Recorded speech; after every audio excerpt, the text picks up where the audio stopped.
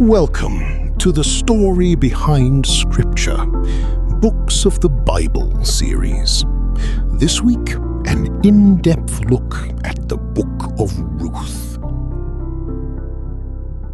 You know, when we look back at the grand sweep of history, we kind of have this ingrained expectation. Right, like we expect everything to be massive. Exactly. We expect the moments that truly alter the course of humanity to look like, well, a blockbuster movie.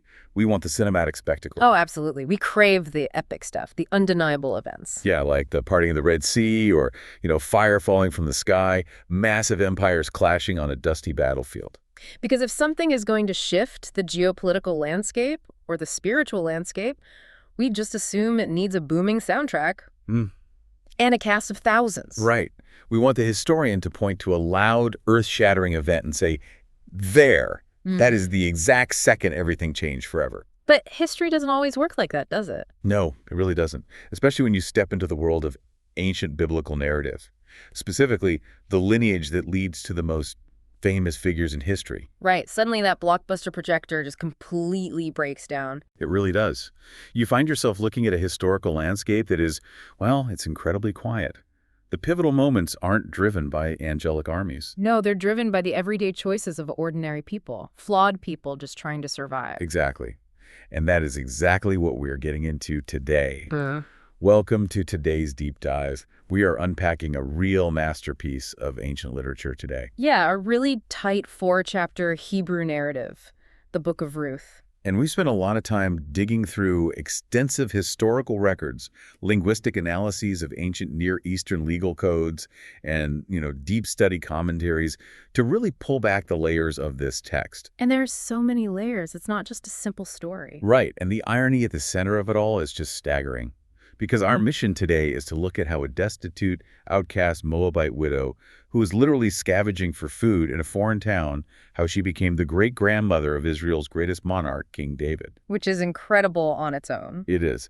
But beyond that, how she secured her place as a direct ancestor of Jesus of Nazareth. Yeah, the beauty of this text is really how it operates on multiple levels simultaneously. I mean, on the surface, it's a brilliant piece of historical reality. It's documenting a family's survival. Just try to get by. Right. But a step deeper, it serves as a practical masterclass in character, in human loyalty. And then, at its deepest level, it functions as a profound prophetic pattern. It completely dismantles our modern concept of coincidence, doesn't it? It really does. It reveals how the unseen engine of history actually operates. Quiet providence. Quiet providence. I love that phrase. But to really see the brilliance of the light in this story, we kind of have to start by understanding the pitch black historical canvas it's painted on. We do. And the text doesn't waste any time getting there. No, the very first sentence sets this grim stage. It says, "In the days when the judges ruled." Which, if you don't know the history of the ancient Levant around 1100 BC, that phrase might just sound like, a generic timestamp. Right, like saying in the Victorian era or something. Right, exactly. But to the original reader, it is loaded with darkness. It's the equivalent of starting a story with, during the darkest days of the societal collapse. Wow.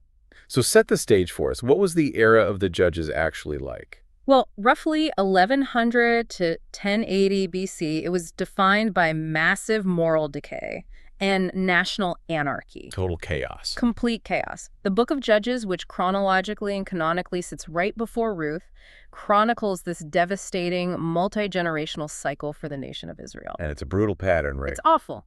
The people rebel against God, they adopt the horrific practices of surrounding nations, and consequently, they lose their divine protection. So they get oppressed by foreign armies. Right. Then, in their suffering, they cry out. God raises up a military leader, a judge, to deliver them.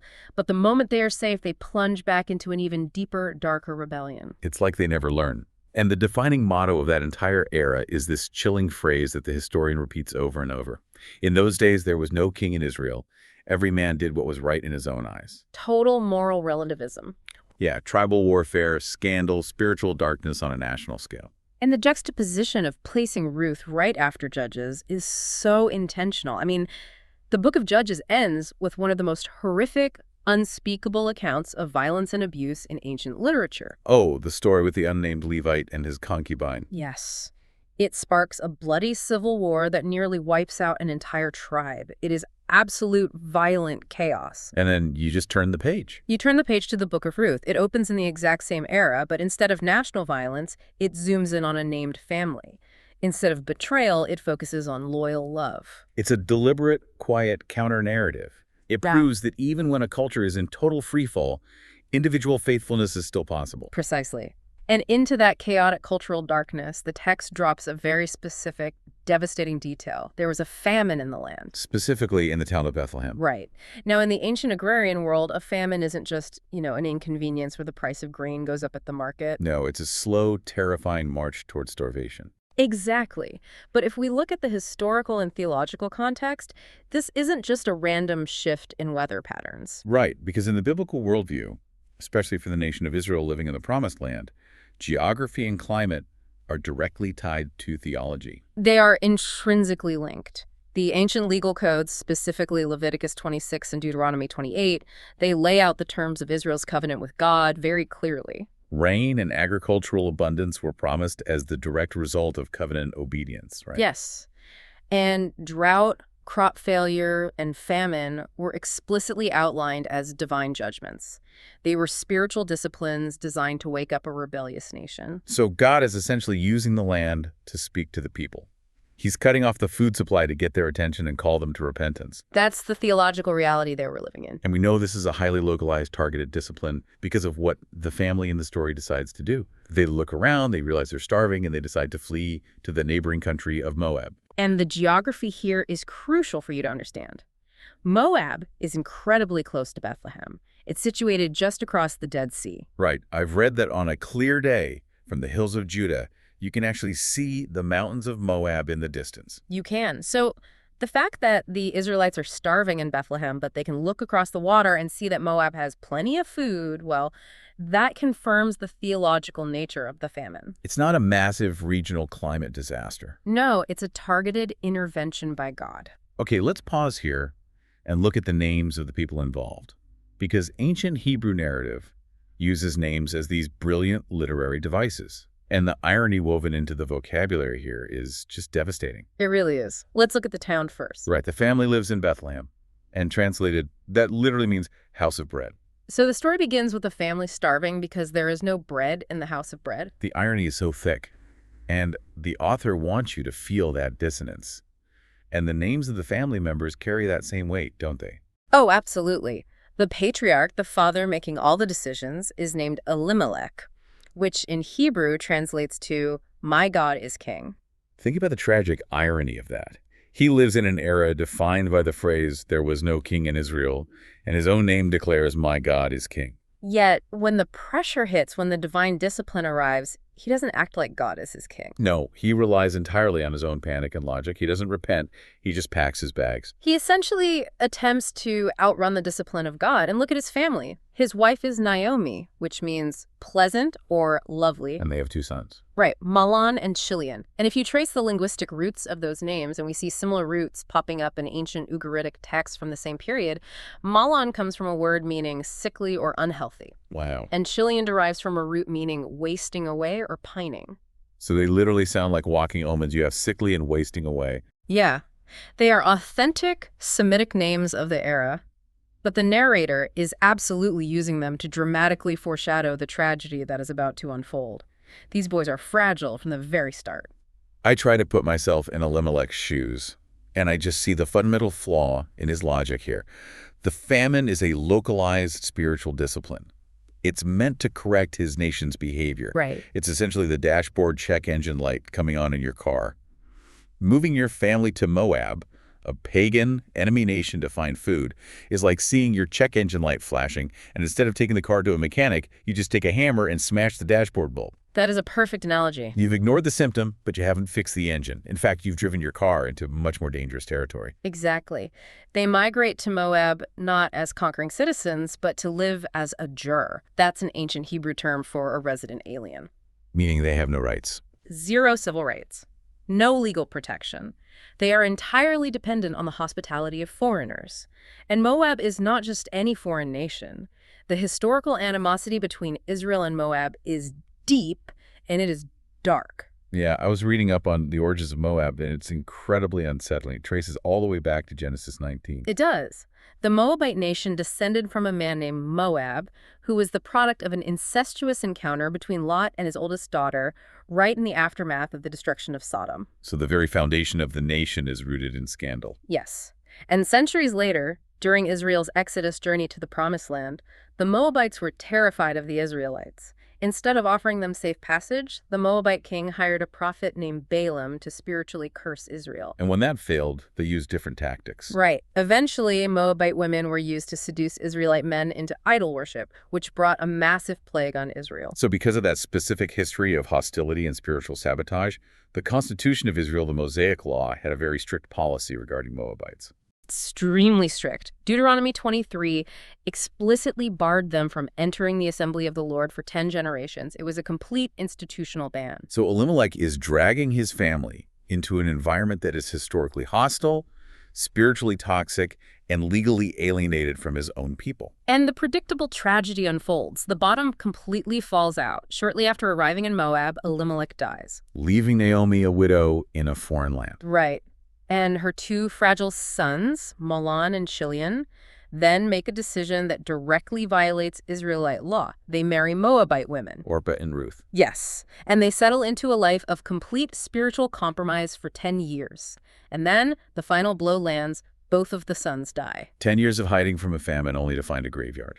The devastation for Naomi here cannot be overstated. You really can't. In our modern context, losing a husband and two sons is unimaginable emotional trauma.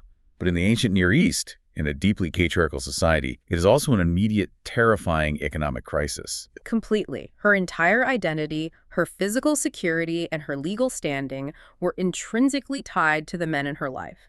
Without a husband or sons, she is completely destitute. Because she forfeited her property rights back in Israel by leaving. Exactly.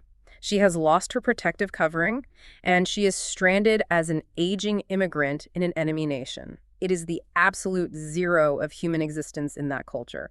She is facing starvation and extreme vulnerability. She has hit absolute rock bottom.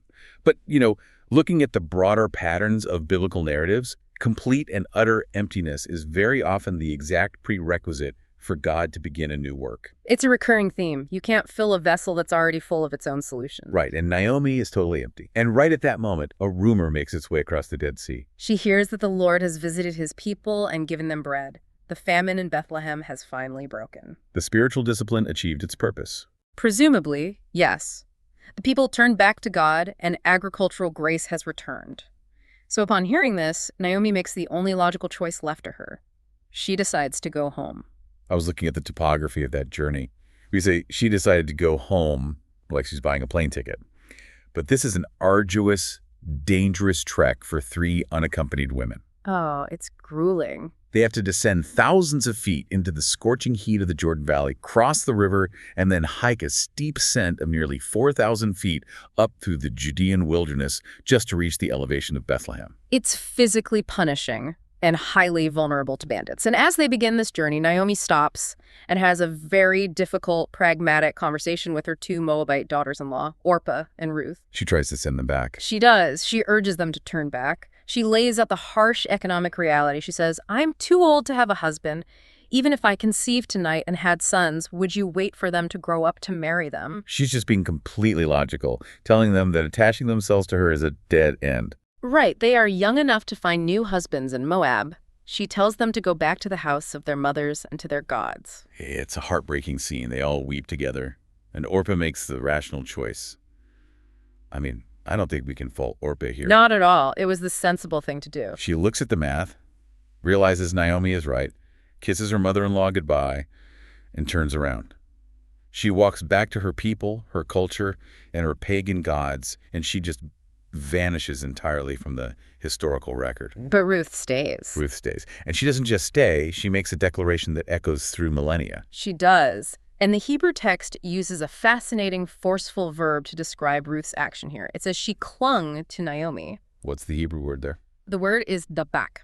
It implies a permanent, unbreakable adhesion. It's actually the exact same word used in Genesis to describe how a husband is to leave his parents and cleaves to his wife. Wow, so she locks on to Naomi. She locks on. And then she delivers what scholars consider one of the most radical, poetic confessions of faith in all ancient literature. She says, "Do not urge me to leave you or to return from following you. For where you go, I will go, and where you lodge, I will lodge. Your people shall be my people, and your God my God. Where you die, I will die, and there will I be buried." It's a masterclass in covenant loyalty, but what we have to recognize is that this isn't just a sweet, emotional pledge of affection to a beloved mother-in-law. Right. It is a full-blown, radical religious conversion. How so? Because I think modern readers might just hear familial loyalty in those words. Well, look at the specific components of her vow.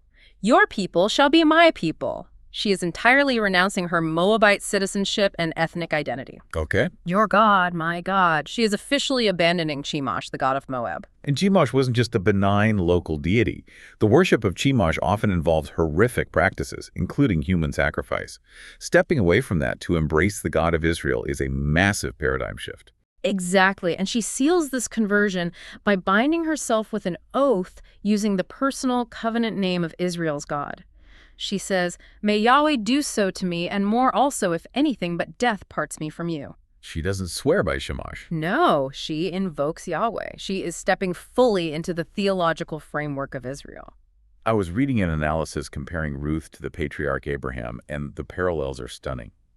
In Genesis 12, God calls Abraham to leave his homeland, leave his extended family, and leave the gods of his ancestors to travel to a land he doesn't know. Yes. Ruth is executing the exact same radical departure. But the twist is that she's a Gentile, an outsider, a woman from a cursed lineage, choosing the God of Abraham purely on faith. Which brings us right up against a massive legal wall. As we mentioned earlier, Deuteronomy 23 explicitly bans Moabites from the assembly of the Lord. Think about the terrifying reality of what Ruth is doing. Just imagine arriving at the border of a foreign nation, totally impoverished, trailing behind a bitter, aging widow. It's incredibly bleak. And you know that this nation's foundational constitution explicitly contains a clause with your specific ethnicity on it, stamped, "Do not enter. You have no money, no husband, no legal standing. It is social and legal suicide. It defies every human instinct for self-preservation." But this is where the biblical narrative reveals a profound theological truth about the relationship between national law and individual grace. How does that work? Well, the prohibition in Deuteronomy was a corporate national restriction. It dealt with the geopolitical threat of the nation of Moab. However, Ruth isn't arriving as an ambassador of the Moabite nation. Right. She's arriving as an individual whose heart has been entirely, completely conquered by Yahweh. So individual faith overrides the institutional ban. Yes, exactly. The text is demonstrating that the God of Israel honors genuine faith regardless of ethnic origin. Her wholehearted embrace of the covenant supersedes the national restriction of her birth. That is an explosive theological concept for that era. It's massive. Her inclusion in the community is a quiet, yet incredibly powerful foreshadowing of what the New Testament will later reveal as the gospel's universal reach, that grace is available to anyone from any nation who believes. So these two widows make the final grueling ascent and arise in Bethlehem. And as you can imagine, in a small, ancient agricultural town, their arrival causes a huge stir. Oh, the whole town is buzzing. The women of the town gather around, gossiping, asking, "Is this Naomi?" It's been 10 years. The famine took its toll, but the grief has physically altered her. And Naomi shuts down the welcome committee immediately. She possesses this raw, brutal, emotional honesty that is just incredibly striking. What does she tell them? She looks at the women and says, "Do not call me Naomi, call me Mara, for the Almighty has dealt very bitterly with me." Naomi means pleasant, and Mara means bitter. She is literally changing her name to reflect her trauma. She is. And pay attention to her theology here. She doesn't blame bad luck. She doesn't blame the Moabites. She uses the specific name Shaddai the Almighty, acknowledging God's absolute sovereignty over her circumstances. She says, "I went away full, and the Lord has brought me back empty." Right. She views her suffering as coming directly from the hand of God's providence. She feels entirely empty. But the author of the text gives the reader a subtle, hopeful wink right at the end of that chapter. Yes, I love this part. Naomi says she is empty, but the narrator points out that Ruth the Moabite is standing right next to her. She isn't empty, she just can't see the provision yet. Exactly. And the text notes almost casually that they arrived in Bethlehem at the beginning of the barley harvest. The timing is everything. They have arrived exactly when the land is yielding food. But having a harvest in the town doesn't mean food magically appears on their table. No, they are completely broke. They have no men to work a field. They don't own any seeds or tools, which brings up an immediate critical crisis. They need calories to survive the week. It's literal survival mode. And this desperate physical need pushes Ruth out the door and right into the beautiful intersection of ancient welfare law and divine providence. Yes. The ancient Israelite legal code, given through Moses, contained a highly specific, built-in welfare system to protect the most vulnerable members of society. You find the laws in Leviticus 19, Leviticus 23, and Deuteronomy 24. It's known as the law of gleaning. How did that actually work on the ground for the everyday farmer? When wealthy landowners hired men to harvest their fields, the law strictly commanded them not to reap to the very edges or corners of their property. You had to leave a border. Right.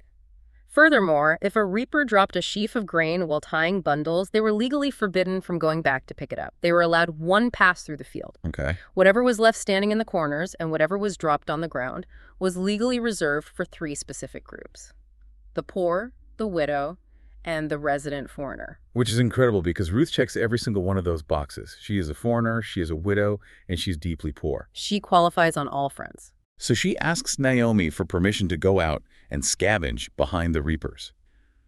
And I just have to imagine this was terrifying work. You're a young, foreign woman with no male protector, walking into fields filled with rough day laborer men begging for their scraps in the blazing sun. It requires immense humility and courage. It was exhausting, back-breaking labor, and it was highly dangerous.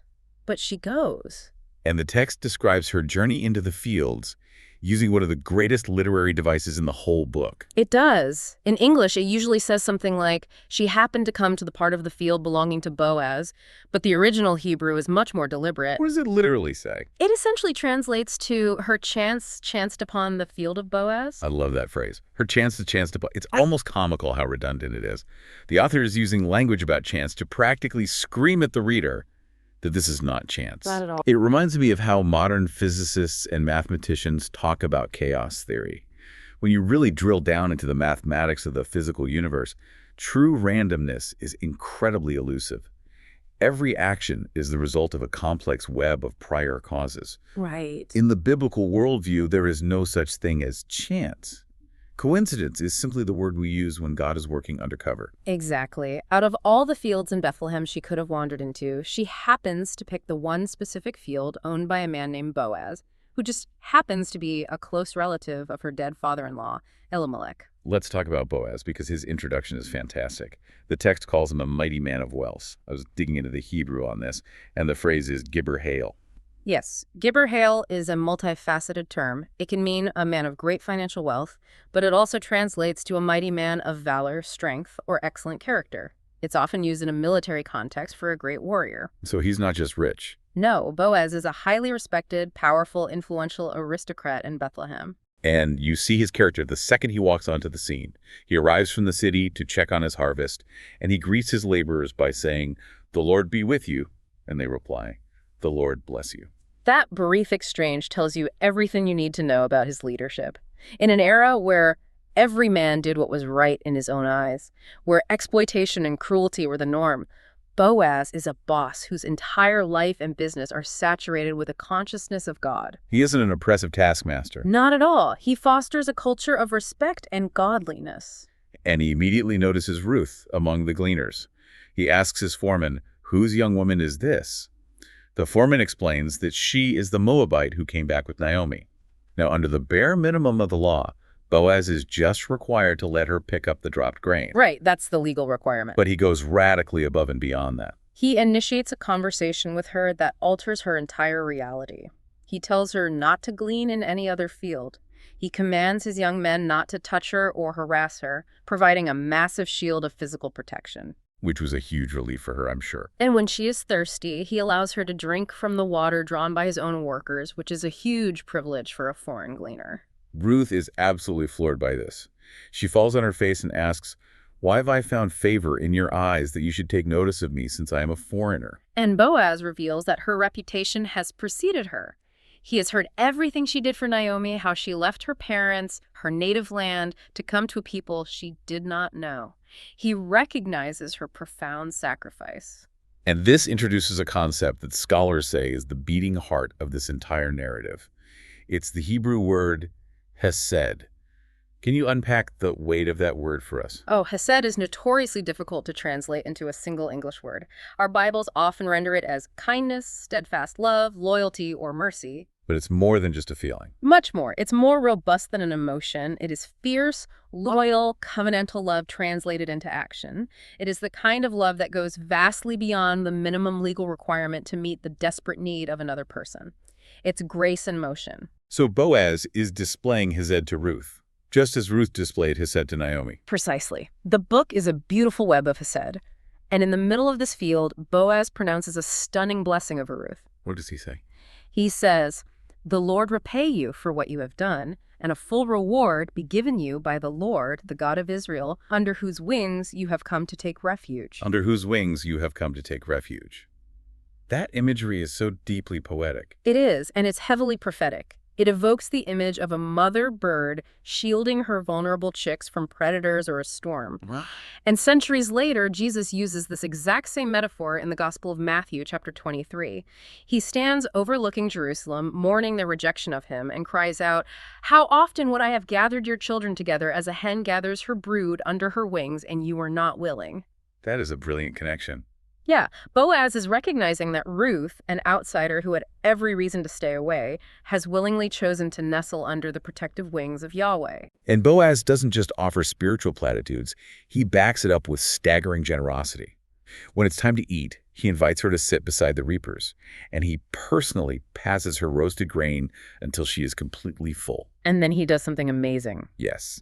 He secretly pulls his workers aside and gives them an astonishing order. He tells them to deliberately pull extra stalks of grain out of the tied bundles and leave them on the ground for her. He essentially rigs the welfare system in her favor. He allows her the dignity of the work, but he ensures the yield is supernaturally high. The result is mind-blowing. When the sun goes down, she beats out what she has gleaned, and the text says it was an ephah of barley. I looked up the modern conversion for an ephah. That is roughly 30 to 50 pounds of grain. It's an unheard of amount for one person to glean in a single day. Try to picture the physical reality of this. Ruth, exhausted, sunburned, but carrying a 40-pound sack of grain, walks through the door of their small house. She has basically brought home nearly a month's worth of groceries in one afternoon. And Naomi's reaction is priceless. Naomi takes one look at this massive haul and her jaw drops. She demands to know where Ruth was working. When Ruth says the name Boaz, Naomi's entire posture changes. She says, "Blessed be he by the Lord, whose kindness, whose hesed has not forsaken the living or the dead." And then she drops a critical piece of legal information. She says, "The man is a close relative of ours, one of our redeemers." For the first time since leaving Moab, hope penetrates Naomi's bitter heart. She sees the unseen hand of God connecting the dots. But, while gleaning provides immediate calories, Naomi's pragmatic mind knows it isn't a permanent solution. Right, the barley harvest will end in a few weeks, the wheat harvest will follow, and then it will be over. Winter will come.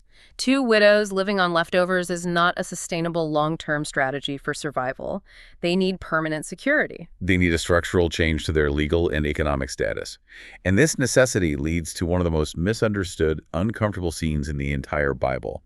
We're talking about the midnight proposition at the threshing floor. Naomi devises a plan that, to a modern reader without historical context, sounds incredibly provocative, if not entirely scandalous. I read this sequence, and I'll be honest, if I'm interpreting it through a 21st century Hollywood lens, it sounds like Naomi is telling Ruth to go seduce a wealthy older man. Right, it really does. She tells her to wash, put on perfume, wear her best cloak, and sneak down to the threshing floor where Boaz is winnowing barley.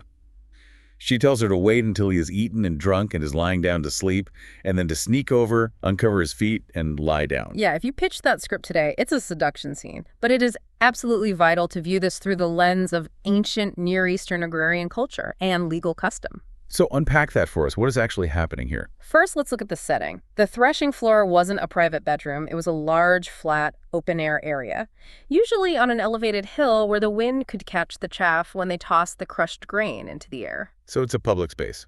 Exactly. During the peak of harvest, landowners would sleep out on the threshing floor to protect their year's income from thieves. It was a public workspace that doubled as a campsite. And what about the specific act of uncovering his feet and lying down? In ancient Middle Eastern culture, lying at the feet of a superior was the recognized formal posture of a servant making a desperate petition to a master. It was an act of profound submission and vulnerability, not a sexual advance. That completely changes the tone. It does. Furthermore, linguistic scholars point out a very specific choice of words by the author here.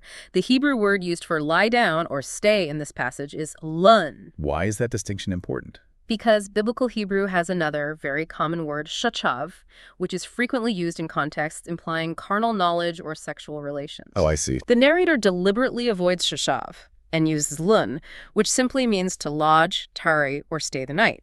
It carries zero sexual connotation.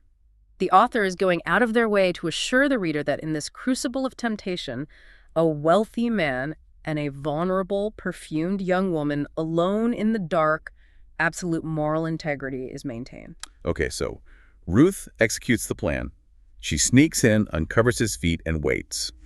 At midnight, Boaz shivers, wakes up startled, leans forward, and sees a woman lying at his feet in the dark. He asks, "Who are you?" And Ruth makes her move. She says, "I am Ruth, your servant. Spread your wings over your servant, for you are a redeemer." This is a moment of sheer, terrifying boldness and theological brilliance on Ruth's part. Do you hear the echo in her request? She asks him to spread his wings over her. It's the exact same metaphor Boaz used weeks earlier in the field when he prayed that God would reward her under his wings. Precisely. The Hebrew word she uses is kanaf, which means wing, extremity, or the hem of a garment. So she's asking for his protection. More than that. In the ancient world, throwing the hem of your cloak over a woman was a symbolic act of claiming her as a wife and offering your protection and authority over her. By asking him to spread his hem over her, she is formally proposing marriage. Wow. She is looking at this powerful man and saying, "You prayed that God would protect me. I am asking you to be the physical, human answer to your own prayer." It takes my breath away. And she bases this audacious request on a specific legal standing. She calls him a redeemer. She is invoking a very specific piece of ancient constitutional law known as the levirate marriage. Yes. Deuteronomy 25 outlines the levirate law. In an agrarian society, land was tied to the family tribe forever. If a man died without producing a male heir, his name would be wiped out and his land would eventually be lost to the family. Which is what Naomi is facing. Right. To prevent this, the law stated that the deceased man's brother, or nearest male relative, was obligated to marry the widow. The first son born of that union would not carry the biological father's name, he would carry the dead man's name, and he would inherit the dead man's land. It's an ancient system designed to ensure economic stability and preserve legacy. So Ruth isn't propositioning Boaz for a romantic fling. She is biblically calling him to step up and fulfill a sacred, legal, and highly costly duty to rescue her and Naomi from permanent poverty. And Boaz's reaction proves the pure nature of the encounter. He isn't offended by her boldness, and he certainly doesn't try to take advantage of her vulnerability. He is deeply honored. What does he say to her? He blesses her, saying, "You have made this last kindness, this last hesed, greater than the first, in that you have not gone after young men, whether poor or rich." He realizes the sacrifice she is making. She's a young woman. She could have pursued a younger, perhaps more romantic prospect. But out of her fierce loyalty to Naomi and the memory of her dead husband, she is choosing an older man to preserve the family line. Boaz immediately agrees to protect her and marry her. He promises to do all that she asks, but then, right at the climax of the tension, he drops a massive plot twist. There's always a catch. He says, "It is true that I am a redeemer, yet there is a redeemer nearer than I." A legal snag. Boaz is entirely willing, but his hands are tied by the rigid structure of the law. There's another man in town who is a closer blood relative to Elimelech, which means he has first rights to the property and to Ruth. So Boaz, ever the protector, ensures Ruth's reputation isn't damaged by being seen leaving the threshing floor in the daylight. He fills her cloak with 6 measures of barley, another massive gift, and sends her back to Naomi before the sun rises. And when Naomi hears the report, she knows Boaz's character. She tells Ruth, "Sit still, my daughter, for the man will not rest, but will settle the matter today." And she's completely right. The narrative shifts violently from the quiet, private intimacy of the threshing floor at midnight to the loud, public, highly formal legal sphere of the city gate the very next morning. Right, let's talk about the city gate, because it's not just a door. No, in the ancient Near East, the city gate was a fortified architectural complex with deep alcoves and stone benches. It functioned as the modern equivalent of a city hall, a courthouse, and a stock exchange all rolled into one. All official civic business, legal transactions, and public judgments took place at the gate. Boaz goes to the gate and sits down to wait. And sure enough, the unnamed nearer relative happens to walk by. Boaz flags him down. And the text gives us another amazing, slightly humorous literary detail here. The Hebrew text doesn't record this man's actual name. It calls him Poloni Almoni. It's a rhyming Hebrew idiom. The closest English equivalent is Mr. So-and-so or John Doe. That's hilarious. The narrator is gently mocking him. This man is about to make a decision that will cost him his place in eternal history, and the text reflects the tragedy of that choice by actively erasing his name from the historical record. Boaz gathers 10 elders of the city to sit down as an official jury and witness to the transaction. I actually read a historical note that this specific gathering in Ruth is the rabbinical precedent for the minimiart, the requirement of 10 men to form a quorum for a Jewish synagogue service. Oh, that's fascinating. Yes, Yeah. It's a highly formal, binding legal setting. And Boaz proves himself to be a master negotiator. He sets a brilliant legal trap. Walk us through this trap. He starts by only bringing up the real estate. He says to Mr. So-and-so, Naomi, who has come back from Moab, is selling the parcel of land that belonged to our relative Elimelech.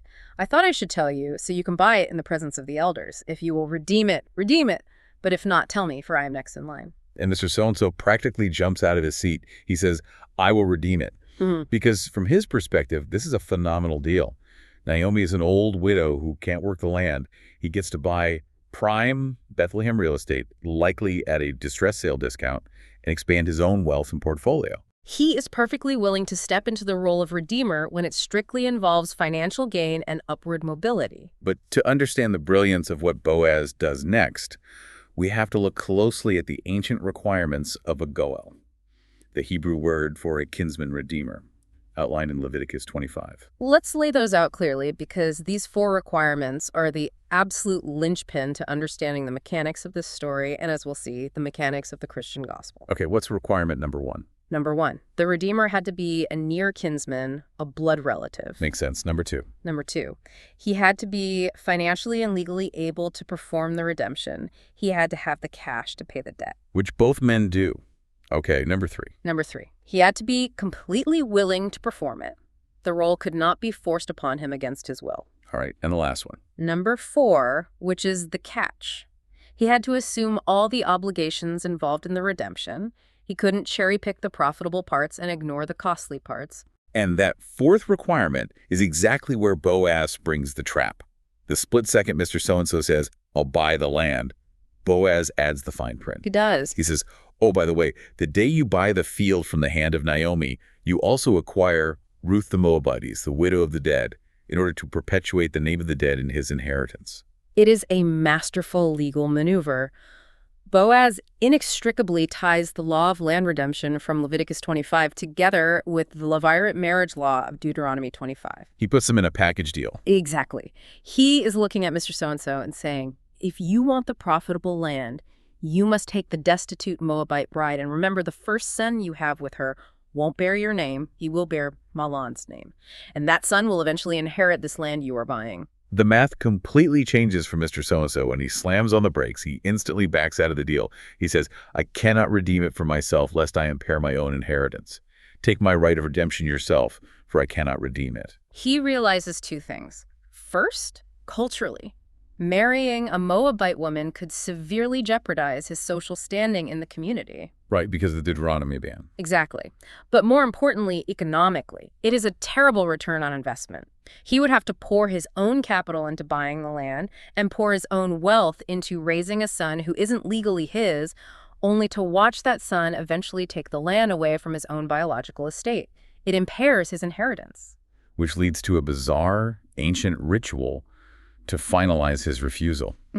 The shoe ceremony. Yes, the text actually explains it because even by the time this book was written down, the custom was already obsolete. In ancient Israel, transferring property rights was symbolized by removing your sandal and handing it to the other party. Because walking on it meant ownership. Right. The psychological concept was that you took possession of a piece of land by walking on it in your shoes. Taking off your shoe and giving it to someone else legally transferred your right to walk on and own that land. So Mr. So-and-so takes off his sandal and hands it to Boaz. It's astounding to think about the gravity of this moment. Mr. So-and-so makes the safe, logical, economically sound choice. He protects his earthly financial portfolio. But in doing so, he literally loses his name in the biblical record. He becomes just an anonymous guy who traded his shoe. He trades an eternal royal legacy for temporary financial comfort. He had the opportunity to be the great-grandfather of King David, and he walked away to protect his checking account. This specific interaction at the city gate provides a profound theological insight that scholars and commentators dwell on deeply. Mr. So-and-so, the nearer kinsman who has the right but cannot redeem because of the cost, represents a very specific, powerful typology. What does he represent? The nearer kinsman represents the Mosaic law. Okay, that is a massive conceptual leap. How does an anonymous guy at a city gate represent the entire legal structure of the Old Testament? To understand the connection, you have to look at how the Apostle Paul writes about the law in the New Testament, specifically in Romans chapter 3. Paul makes it abundantly clear that the law was never designed to save humanity. It was a standard. Right. The law is a perfect standard. Its function is diagnostic. It can only point out our flaws, reveal our true sinful condition, and condemn us. The law, exactly like the nearer kinsman, is completely unable to redeem the outsider, the destitute, the Moabite, without impairing its own perfect standard and its own inheritance. So it demands absolute perfection. Exactly. It cannot simply extend grace to the broken without compromising its own justice. That is a staggering connection to make. Yeah. The law looks at the destitute outsider, sees the cost of the debt, and says, I cannot redeem you, it would ruin me. Yes. The law is the near kinsman. It has the first claim on us, but it cannot save us. Only grace can step in, assume all the massive obligations, and pay the ultimate price at great cost to himself. And in this story, Boaz represents grace. Oh. With the sandal in his hand, Boaz steps forward in front of the 10 elders and the crowd at the gate, and he declares, "You are witnesses this day that I have bought from the hand of Naomi all that belonged to Elimelech. Also Ruth the Moabitess, the widow of Mahlon, I have bought to be my wife." Boaz steps up and pays the full price for the land and the full price for the bride.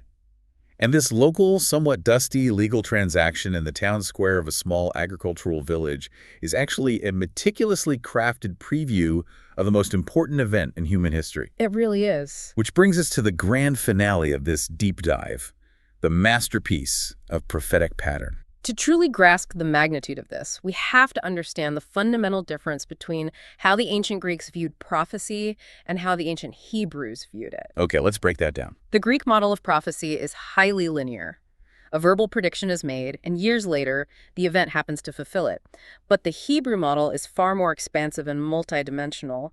In the Hebrew mind, prophecy is pattern. Meaning it repeats. It's a macro code woven into the actual fabric of history.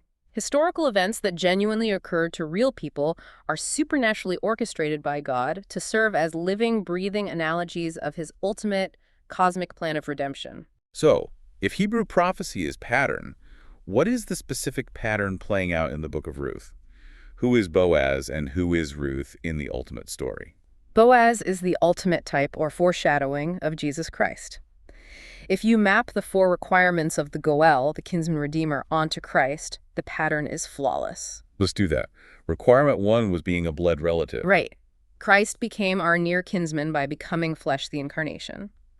The book of Hebrews says he had to be made like his brothers in every respect. Second requirement was having the ability to pay the debt. He was completely able to perform the redemption where no one else could, because he possessed the infinite currency of a sinless life. Third was being willing. He was entirely willing to pay the price. He went to the cross voluntarily. And the fourth was assuming all the obligations. He assumed all the obligations of our debt. Boaz redeemed Ruth at a personal financial cost. Christ redeemed humanity at the cost of his own life. That's a perfect match. And what about Ruth? Where do we fit into this pattern? Ruth represents the church. She is the ultimate picture of the believer. She is the Gentile outsider, completely destitute, bankrupt, living under a curse with zero legal right to the promises of Israel. But she gets brought in anyway. Yet she is brought into the covenant family, given a new name, clothed in protection, and seated at the king's table entirely by the grace, the hesed of the Redeemer. It's framed as a romance, but it is actually the ultimate romance of redemption. And the story concludes with a beautiful emotional resolution for Naomi. Boaz and Ruth are married. And then God, who has been operating silently undercover behind the scenes this entire time, acts explicitly for only the second time in the book. Yes. The first time was giving bread to end the famine. The second time is right here. The text says, "The Lord gave her conception, and she bore a son." And the women of the town gather around Naomi again. These are the exact same women who, just months earlier, heard her cry out, "Call me Mara, I am bitter. God has brought me back empty." But now they sing a completely different song. They tell her, "Blessed be the Lord who has not left you this day without a redeemer. He shall be to you a restorer of life and a nourisher of your old age." And Naomi takes the child, her grandson, and lays him on her lap. Her journey is complete. She has gone from the total emptiness, death, and bitterness of Moab to absolute fullness and life in the house of bread. God has taken her empty vessel and filled it to overflowing. The boy is named Obed, and here we hit the structural climax of the entire narrative. The story of Ruth doesn't end with a happily ever after summary. It ends with a genealogy. Obed becomes the father of Jesse, and Jesse becomes the father of David. The destitute, outcast, grieving Moabite widow who was risking her life scavenging for leftover barley scraps in a field just a year or two prior is now the great-grandmother of King David, the greatest monarch in the history of Israel. It's just wild. The royal line of the Messiah is secured not through royal pedigree, but through the faith of a foreign refugee. And the shockwaves of that quiet providence don't stop there. 1,000 years later, the Gospel of Matthew opens with the genealogy of Jesus Christ. And Matthew does something that would have been incredibly scandalous for a Jewish genealogy of the first century. He includes women. He includes women. And he doesn't include the pristine matriarchs like Sarah or Rebecca. He specifically includes Tamar, who posed as a prostitute in Genesis 38, Rahab, who actually was a Canaanite prostitute in Joshua 2, Bathsheba, who was involved in adultery and murder with David, and Ruth, the Moabite outsider. It's the scandal of Matthew chapter 1. By explicitly naming Ruth and these other women in the eternal royal genealogy of the Incarnation, God is practically highlighting the so-called scandals and the outsiders in his own family tree. He's making a point. He is proving, definitively and historically, that the Messiah is not just for the religious elite, the culturally pure, or the people who have all their moral acts together. The Messiah is specifically for the outsider, the sinner, the foreigner, and the broken. Jesus gladly, publicly claims a Moabite refugee as his great-great-grandmother. Let's bring this all the way back to you listening to this today. We started by talking about how we expect history to be driven by massive, undeniable miracles. But in the book of Ruth, God is explicitly mentioned as acting only twice. Twice in the whole book? Every single other world-altering event in these 4 chapters happens through the mundane, daily obedience, the loyal love, and the everyday faithful choices of normal, flawed people. The author desperately wants us to realize that God weaves his massive, redemptive, cosmic plans not just through parting seas and falling fire, but through a daughter-in-law's stubborn loyalty, a farmer's financial generosity, and a widow's desperate, risky planning. You don't need a parting the Red Sea level miracle to be a crucial part of God's profound plan. No, your everyday, seemingly insignificant choices of integrity, kindness, and faithfulness actually matter on a scale you cannot possibly comprehend in the moment. Think about the so-called chance encounters in your own life.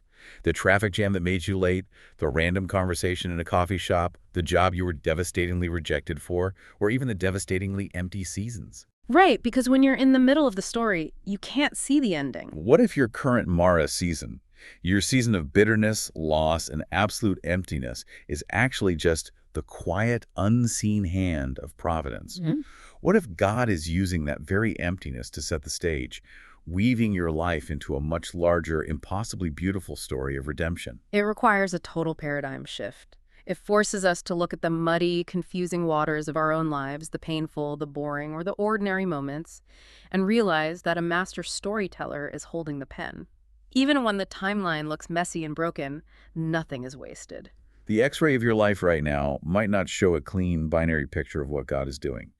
But the book of Ruth stands as an eternal promise that the great kinsman-redeemer is always working undercover, orchestrating events to turn our bitterest famines into the ultimate house of bread. Thanks for joining us on this deep dive. Keep looking for the hidden depths and the quiet providence in the world around you.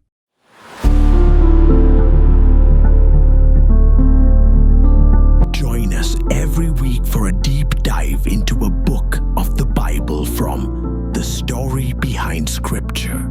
If you'd like to read more about the stories behind Scripture, try Written in Fire, available on Amazon. It's a look at the 15 centuries of covenant, exile, prophecy, and promise, and the one thread that runs unbroken through all of it: God keeps His word. Written in Fire traces the story of Israel from the burning of Solomon's temple to the destruction of the Second Temple in 70 AD, through prophets and kings, silence and fulfillment, judgment and hope. Author Mike Benitez weaves together the voices of Isaiah, Jeremiah, Ezekiel, and Daniel into a single powerful narrative that leads straight to the arrival of the Messiah. The fire that began in Jerusalem did not end in ashes. Written in Fire is available now on Amazon,